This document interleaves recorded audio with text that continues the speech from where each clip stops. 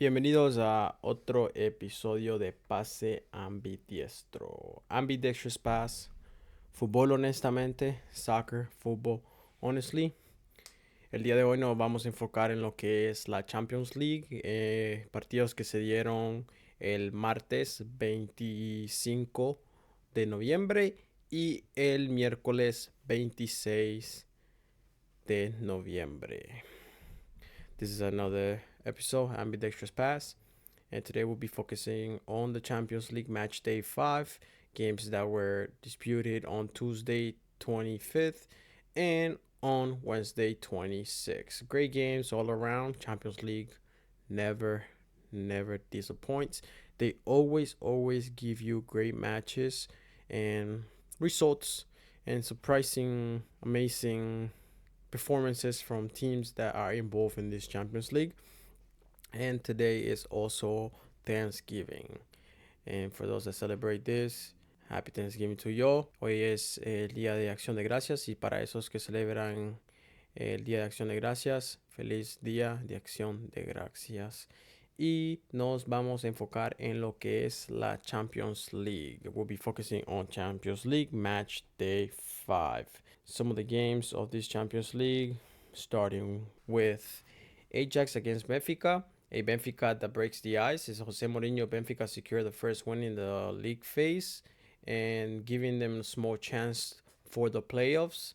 Ajax still remains rooted in the bottom of the table with 0 points and now has lost 5 consecutive European Champions League games. Ajax that is struggling not only in the Champions League, but is also struggling in their league. In Ajax that has not been able to find form, and this is not a good look when you have to perform well and get points to stay alive in this Champions League. And in the league phase, you have to at least be part of the top 8, or you have to be part of positions from 9 to 24 to be able to play in that playoff legs to qualify to the round of 16. And Ajax has not been able to get wins, so it's looking a little rough. If not, it's looking rough for Ajax, but it's a team that remains rooted at the bottom of the table. Then we have a Galatasaray against a Union Saint. A Galatasaray that gets shocked at home with a 1-0 loss, a game that's won by Union Saint. And this result is a huge boost for Union for playoff hopes, while Galatasaray misses a chance to solidify their position. Then after that, we have a Bordeaux against a Juventus, a game that Juventus won 3-2. Juventus got their first win of the league phase, securing 3 points in Norway. The win gives Juventus a fighting chance to climb into the top of the half for a better playoff draw. So they still have some games left. But they must win all those games to at least be part of the playoffs. Then after that, we have a Napoli against a Karabakh. A Napoli that grinds out a win. A Napoli that earned a necessary home victory. This win gives Napoli 7 points, a much needed boost.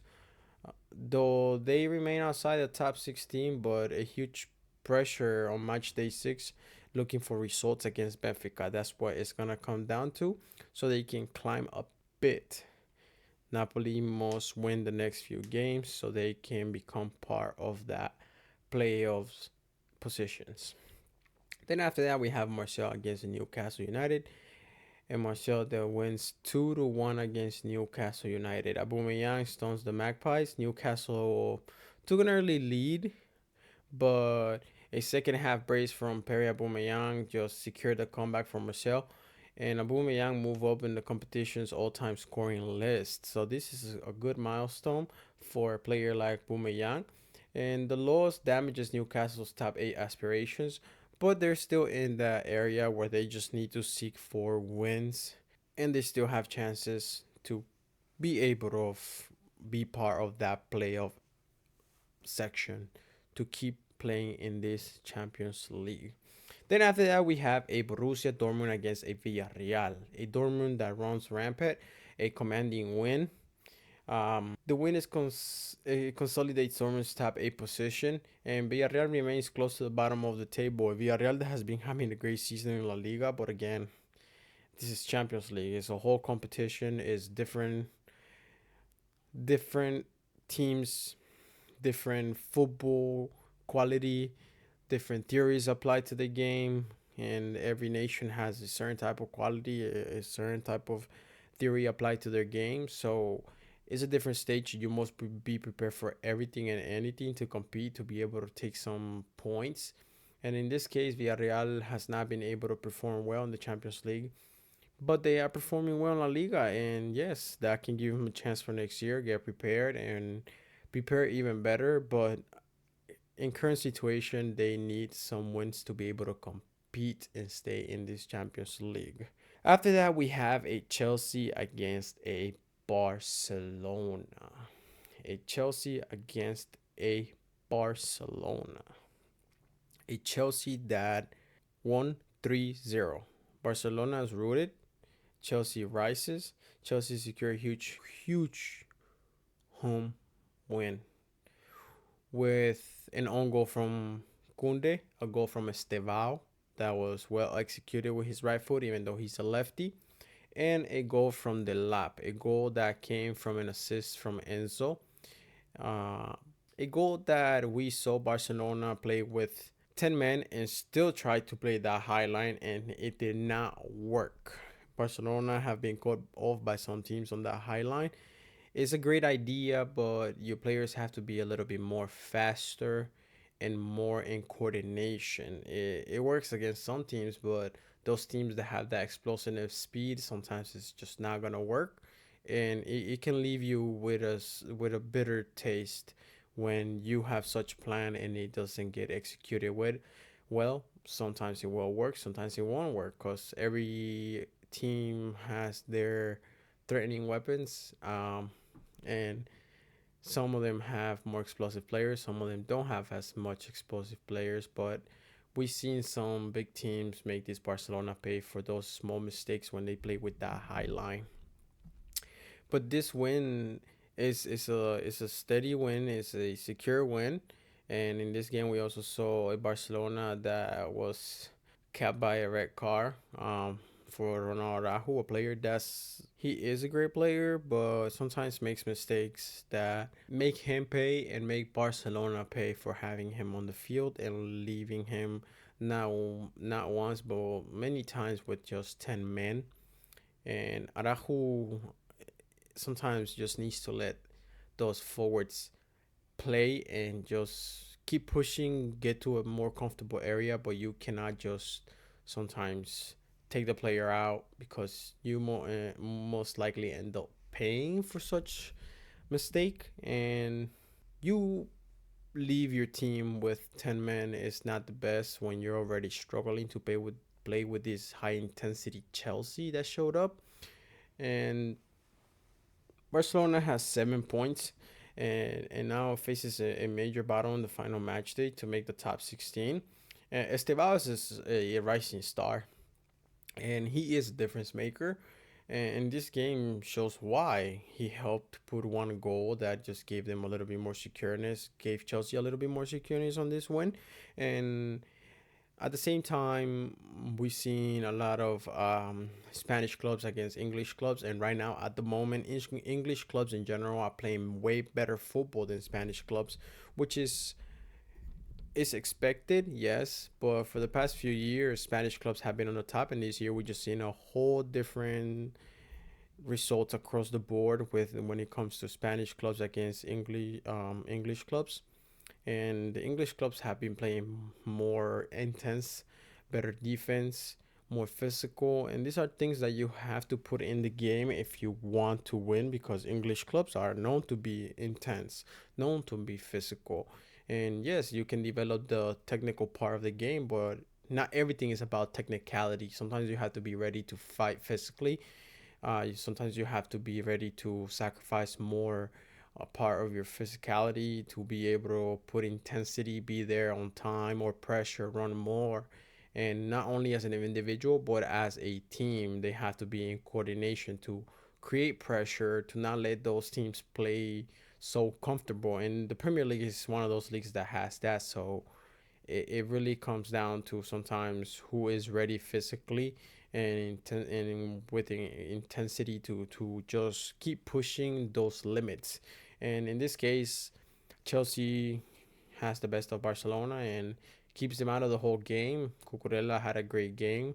Lamine Yamal was quiet the whole time, and yes, it might have been just this game, but you have great talent in both teams, great youngings in both teams, and one of them shines and the other just stood quiet, couldn't do much, and at the same time they lose a man, which means that now your moral gets killed, so your enthusiasm goes down. But it's these are things that make the game and the atmosphere of the game what the game is when you're playing. And it's not the best situation to be 10 with 10 men, but it happens when the game has such intensity and you don't know how to deal with that intensity. You practice week in, week out to bring results, to test all these different things that can put you in the game or take you out of the game. But in this situation, Barcelona had a struggle all around, and Chelsea just had the best of it, and they win on a really, really comfortable 3-0 win at home. And after that, we have a Manchester City against a Bayern Leverkusen. A Manchester City that play at home, and Bayern Leverkusen shocked them. 2-0. Bayern Leverkusen wins over Manchester City as visitors 2-0.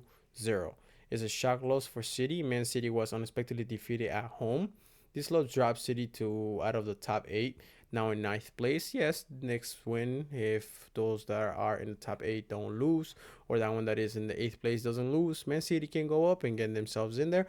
But now Man City is in the ninth place, and that means they face absolutely crucial match against Real Madrid, which is coming up in match day 6, and stunning upset at the Etihad. So Man City suffered a shock home. They didn't expect it, and Man City played well. Man City created danger, but Bayern Leverkusen were resilient, kept steady. The few opportunities they had, they took advantage and they were more fine. And sometimes that's what happens in football. But you have to be able to test and use all your outlets and your best creativity within the players you have to be able to capitalize on those small opportunities or the few chances you have. Sometimes a team like Man City might have 16 chances, and out of those 16 chances, they might have had only 9 or 8 close to be able to finish, and that adversary goalkeeper just kept you out. But then your adversary in general had only 6 chances, and out of those 6 chances, they were just able to capitalize on 2, 3 shots, and out of those 2, 3 shots, only 1 or 2 winning. These are games that, yes, you were superior, yes, you were better, but what really counts are the goals. The goals is what really counts. So if you were not able to put goals behind the net, it don't matter how much you attacked. The wins are the things that count, and the goals are the things that counts for you to take the wins away.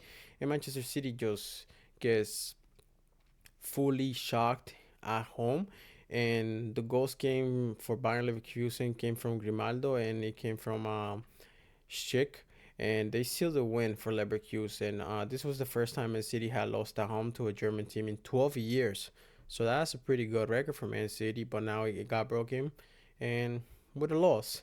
And the result pushes for Leverkusen up and leaves City fighting for the top 8 spot in the final match day. So this will come down to the last few games just to be able to get in there. But these are things that happen, and sometimes you might be able to play your best game and still not be able to get results that you need to just capitalize in these competitions. There is a total of 8 games in this Champions League. In this Champions League league form, there's 8 games right now. At the moment, we're match day 5, so there's still 3 more games to be disputed. this gives hope to some of those teams that are in the middle of these competition from places 9 to 24. You know, they still got hope to climb up, and those teams are just close and outside the area from the positions 9 to 24. So yes, some teams can still get in, but some of them are just rooted all the way at the bottom, like Ajax. That it will have to be a miracle of some teams losing, and Ajax has to win the next 3 games to be able to get in there and then get at least 9 points and just get in by the slightest amount of points. But these are situations that just are not beneficial if you haven't picked up a few wins, and if you just keep losing, you keep tying, it just puts you out of the game completely. But Man City fall. They are still in the competition, yes, but now they're gonna have to fight to be able to get in the top 8, because now they're just part of that playoff area to be able to, after go to the playoffs. They, if they win there, then they're gonna have the chance to go to the round of 16. But after that, we have Slavia Prague against an Athletic Club. This was a stalemate game and a goalless draw in the Czech Republic, and leaves both teams needing a big result on the final day. So this is another two teams that need results to be able to play and stay in this competition. This competition is a competition that you need results. You need results because it's high stakes. It's a European. It's one of the highest platforms you can play when it comes to European football, European club football. So every team wants to be in it, every player wants to be in it, and results is the best way. Positive results is the best way to stay in it. And some of them are not able to even pick a small amount of goals to get positive results, or just take a few points to stay in this competition. But after that, we have a Paphos FC against AS Monaco. A game that ended tied 2-2. Cypriot team holds strong. The Cypriot debutants continued their impressive run by holding Monaco to a thrilling draw.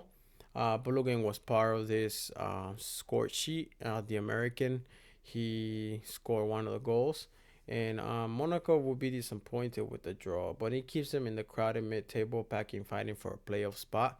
It's a Champions League that starts getting tight too.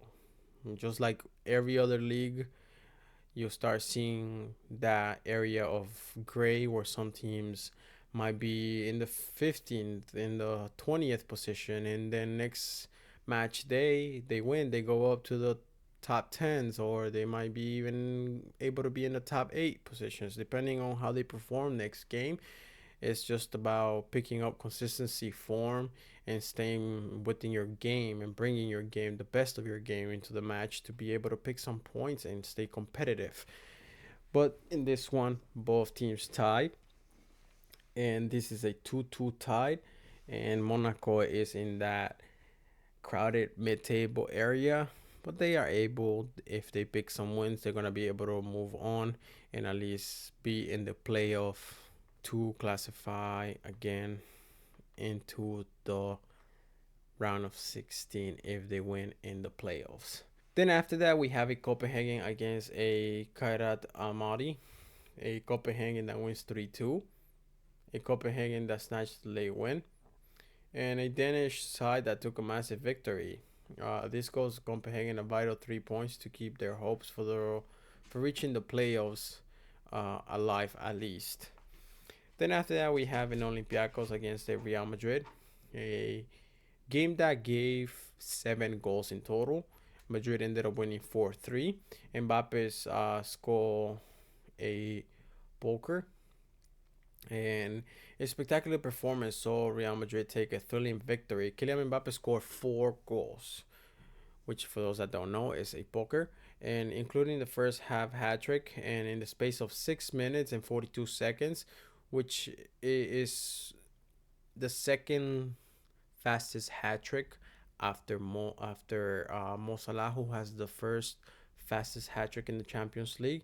And Mbappe's 4 goals in a single UCL game gave Madrid the sets a new high mark for him, and secures Real Madrid placing firmly in the top 5. And at the same time, Mbappe becomes the UCL top scorer this season with 9 goals. And Real Madrid are threatening. Real Madrid are threatening.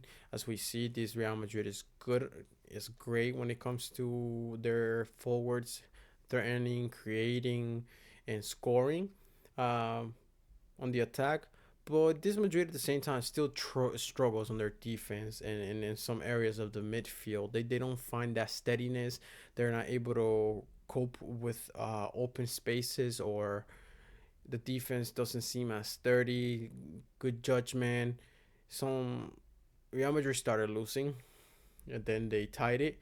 Then they went up 3-1, and they went up 4-1. But then this Olympiacos to score a second and a third. So if they are able to bring the score sheet 4-3, doesn't mean that you won comfortably and you had the best game. Yes, you have threat to your game, but you don't have steadiness to your game.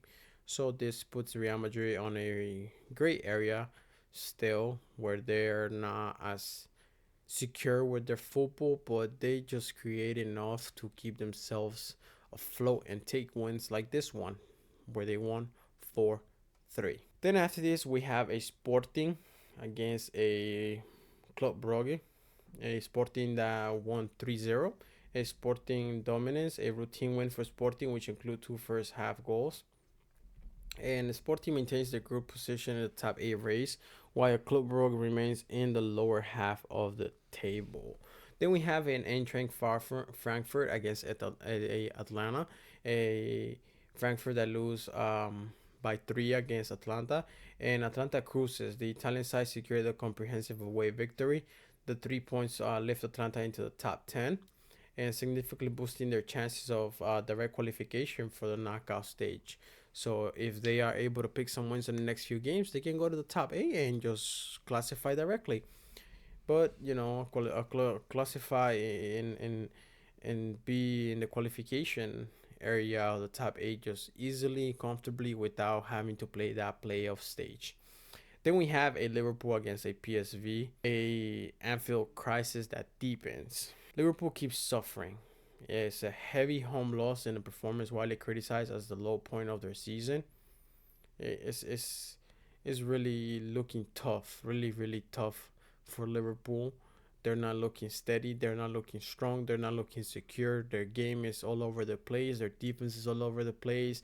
Their forwards are not threatening enough. Their midfield is not structured well at the moment, and it's looking really rough and tough for Liverpool. And this is Liverpool's fourth loss in their last 6 matches in all competitions, putting their automatic qualification for the knockout stage at risk. PSV was dominant and they won dominantly, and they move into the top 16. And like Slot emphasized, the second balls are a huge problem in this Liverpool, and one of those men that fingers can be pointed at even though they might not like it is people like Konate. He doesn't seem like well well structured when it comes to those second balls. And just one question for Liverpool is, do they have any other defenders apart from Bindak and Konate? I mean, the guy Konate has shown to not be great on those second balls. So this leaves him on a really hanging on a thread, you could say, because you are part of a great club where you have high standards and you're struggling with those second balls. Then I think you should put a little bit more time after practice, put a little bit more time into this and emphasize that area where you're having struggle. Some people say that because he might be end up going to Real Madrid next season for free. Don't matter. Madrid might lose interest in you for you not being able to judge those second balls well.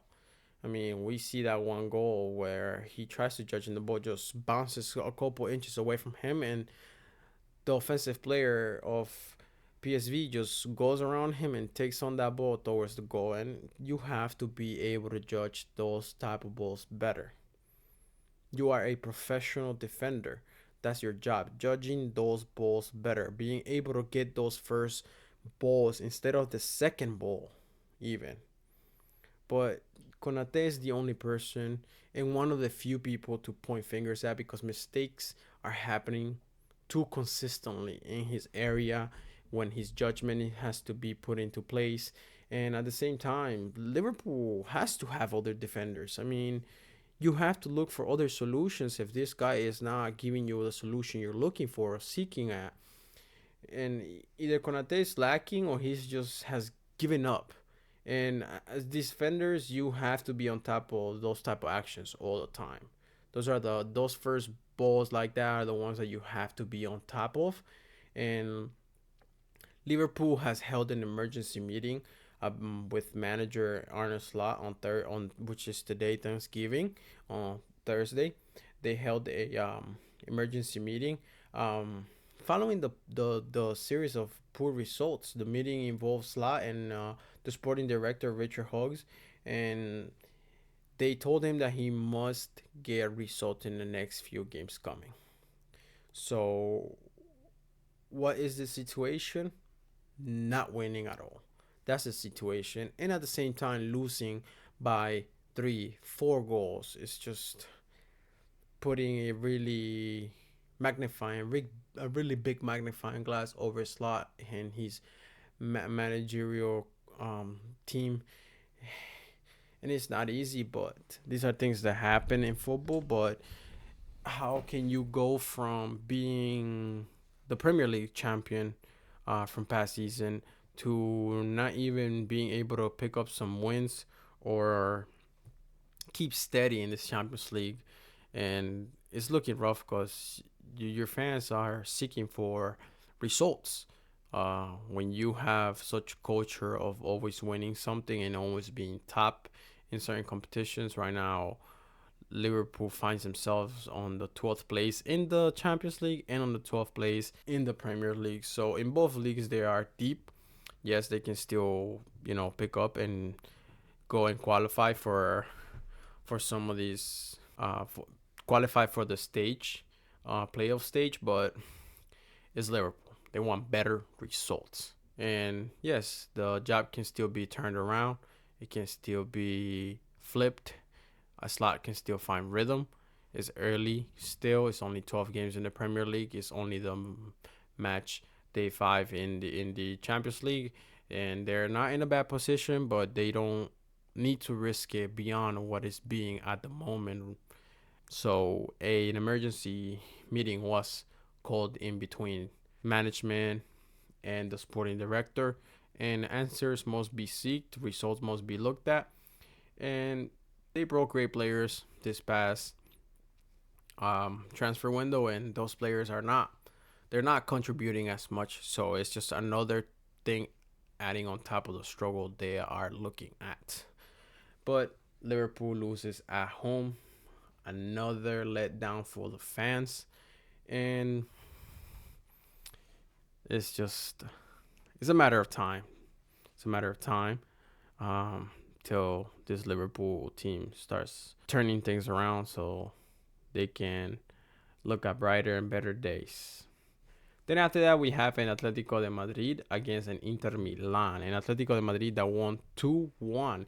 Inter suffers the first loss. A pivotal clash saw Atletico hand Inter their first defeat of the campaign with a header from the Uruguayan player Jimenez, and in the complementary time. The win moves Atletico up, but Inter loss saw them drop from the co-lead to the 4th place, and Christian Chiwu's side will need a result on the final day to secure the top 8. Again, Inter is in a great spot. They don't have much to worry about, but you want to win every game, to be in a more comfortable spot. They are comfortable right now, top 4. That's not bad. They're still in the direct qualification. There's another 3 matches left, so they can see good results. I mean, they've been steady. Yes, 2-1 loss is not that bad. It's a shocker when you lose in the complementary tie, but these are things that happen in football, and when you're not ready, you're not ready, and it happens. It's not the best, but it happens. Then after that, we have a Arsenal against a Bayern Munich. A great game. An Arsenal that takes uncontested lead. The battle between two of the top three teams saw Arsenal win decisively with goals from Timber on a set piece, a goal from Madueke, and a goal from Gabriel Martinelli.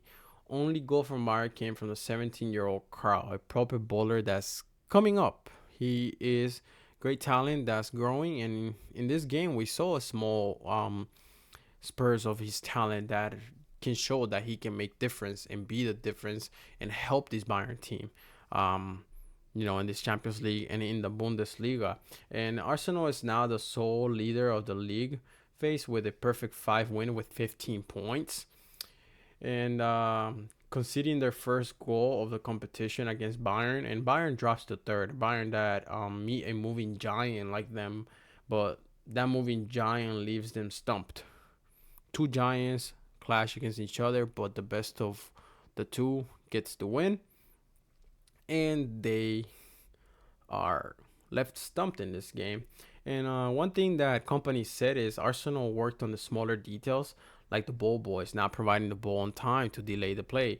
And I mean, these are small details, yes, that like he said, when a coach like Arteta has lost so much, has fought for so much, and they still don't get results at times. So you're gonna work and crack on every small detail that can help you to give you self advantage. And this is one of the things that we seen in the Premier League. They put the balls around the pitch and they put them on cones, so the balls are there, so no ball boy is delaying the game.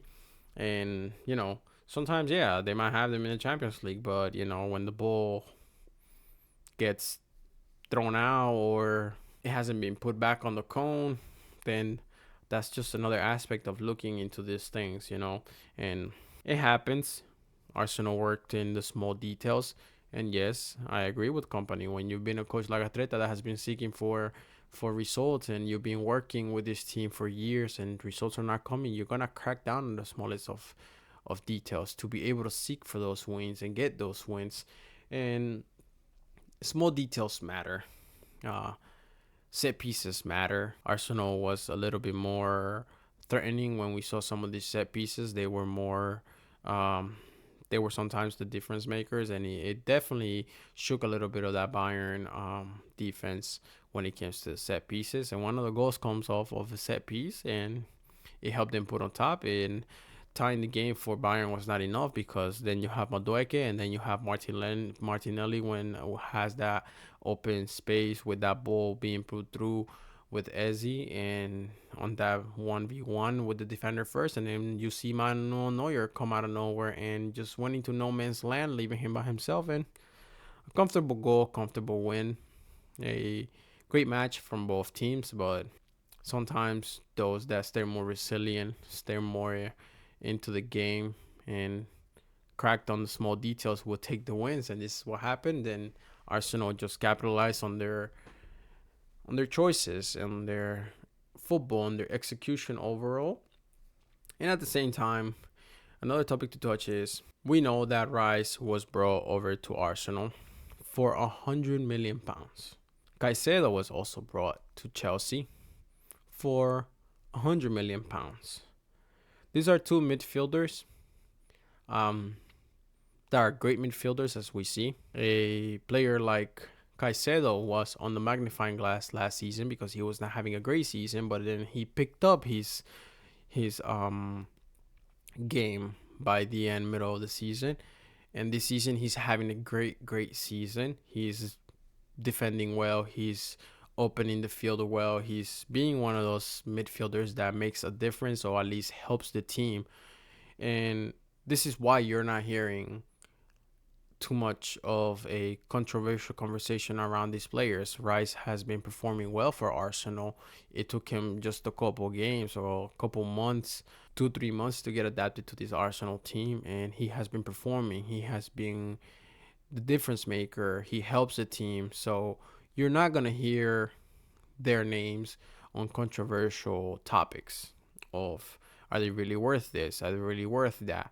Rice is a great midfielder. He's top midfielder nowadays. Same thing with Caicedo, top midfielder nowadays. So this goes on to the topic of Liverpool purchasing a worth for 130 million pounds, which has not given performance. So yes, when you don't perform and you have such high price tag on you, people will talk. And at the same time, that's what drives the football topics, the news and everything. Talks, and talks is that's what papers get written about. There's no news if there's no bad performance. If there's great performance, then barely anything is gonna be, and it's just wow, what a display from words. If he's doing great, that's all you're gonna hear. At the moment, you don't hear anything from Rice. You don't hear anything from Caicedo on the news because they are players that, when they were not performing, yes, you was hearing about them, but now that they are performing, well, great display, great display. Things that happen in football, they're not ideal, but it's part of the game. It's the things that move the game around, and in this case, you have a Rice that cost 100 million pounds, but he has been doing his job. He has been performing. He has been producing for his team, whether he's in defense or offense. He's hustling back and forth, and he's not a topic to talk about anymore. So the only thing people can do is, wow, what a display. What a great game. That's really it. Praise the guy, move on. When he performs bad, oh, is Rice lacking? Well, at the moment he hasn't, so he's not gonna be on those talking news, on those talking pages of the news. But Arsenal is the one that performed the best and the one that took the win, the one that stood resilient, the one that made the difference in this game, and they walk away with a 3-1 against Bayern Munich. Then after that, we have a PSG against a Tottenham Hotspur. This was a goal fest in Paris. PSG that delivered a attacking masterclass in a high-scoring match to secure the pivotal win. Lucas Hernandez was given a red in this game in the complementary time. A foul that was not needed against Xavi Simons, and it's just these things happen in football. But you're winning. You don't need to do such action to leave your team with 10 men. I mean, and good thing to Vitinha, great thing to Vitinha. He scored a hat trick. He's a great midfielder. If you have midfielders that are worth 130, then this guy at the moment is somehow priceless, I would say, because I would have Vitinha. I would like to have Vitinha in my team. This guy creates, scores, and controls tempo. So he has those things you need in midfielder. And Vitinha, great talent from Portugal. Another star in that Portuguese midfielder that we will be seeing in the World Cup. So praise to Vitinha. He's doing great. He scored a hat trick and PSG win. And PSG leapfrog over Tottenham and joined the leading pack of 12 points and greatly improving their goal difference to 11 goals difference. So this is a good PSG team, and Tottenham has to find consistency. They're being a little bit too inconsistent, whether it's the Premier League or whether it's the Champions League. But this is football. Not every game is gonna be your game, and at times, yeah, every game is gonna be your game because you are cracking down the small details that help you keep the game to your favor and your chances. And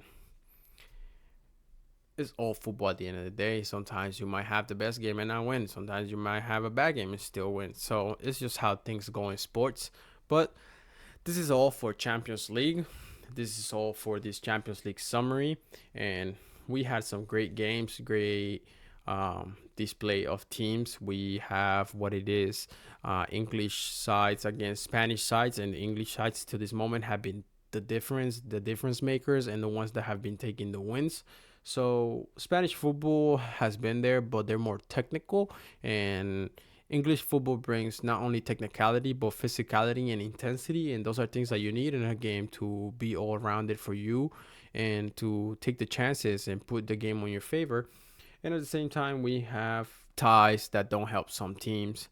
We start seeing the gaps in between some teams that are rooted in the bottom of the table that haven't won, like Ajax, and they need points desperately to be able to stay in this Champions League where you need results. And this league phase is showing consistency within the top 8, and then teams from 9th place to 24th place to see which of those teams will stay in this Champions League to go to the playoff phase to then qualify to the 16th round.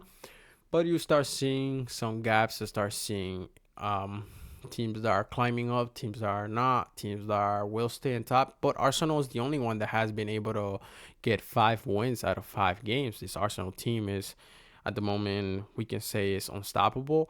They have might been shocked by one team in the Premier League, but they pick up consistency and they keep performing well. So, well deserved for Arsenal, the only unbeaten team. And who can step to this Arsenal? Personally, I thought Bayern was going to be able to step, but small details, like company said, cracked down on them, and Arsenal took the win in 5 out of 5. Arsenal is running away with this one. If this Champions League was based on a league in the long run, they're looking like the ones that will win. But this is only a 8-match league form, and after that you move on into the playoffs from place 9 to 24th, and after that you get the round of 16, and you play 2 leg games in the from the round of 16 on. Let's see if Arsenal and Bayern meet later, because that's something company wants. And there's a lot of great teams here, a lot of great competition this year, and it's a competition that never lets you down. It gives you display, it gives you great games, it gives you goals. So we will see where this Champions League goes, and match day 6 will be played shortly. But this is everything for today. Esto es Pase Ambidiestro, Ambidextrous Pass, Fútbol Honestamente. Soccer, football, honestly. Have a great day. Please don't forget to like and subscribe. Thank you for being with us on Thanksgiving Day. Feliz Día de Acción de Gracias y que tengan un buen día.